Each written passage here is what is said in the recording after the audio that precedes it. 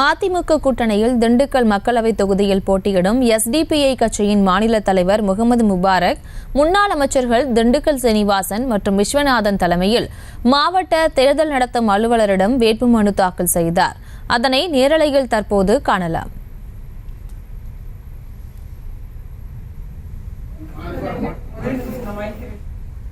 இது தொடர்பான மேலும் விவரங்களை செய்தியாளர் பிரேம்குமார் வழங்கிட கேட்கலாம். பிரேம்குமார், வணக்கம். மேலும் விவரம்.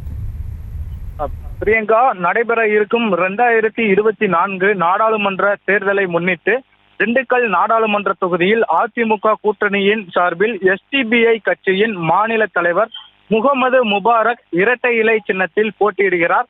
இந்நிலையில் கடந்த 20ஆம் தேதி முதல் வருகிற 27ஆம் தேதி வரை வேட்பு மனுவை தாக்கல் செய்யலாம் என தேர்தல் ஆணையம் அறிவித்துள்ளது. அதன்படி ஒவ்வொரு நாளும் பல்வேறு அரசியல் கட்சியைச் சேர்ந்த வேட்பாளர்கள் மற்றும் சுயேட்சை வேட்பாளர்கள் தங்களது வேட்பு மனுவை மாவட்ட தேர்தல் நடத்தும் அலுவலரிடம் தாக்கல் செய்து வருகின்றனர்.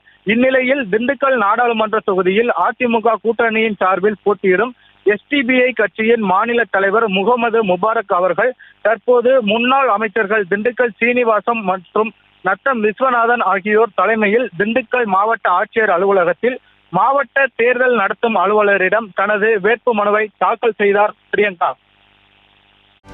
செய்திகளை உடனுக்குடனும் துல்லியமாகவும் தெரிந்து கொள்ள சப்ஸ்கிரைப் பண்ணுங்க.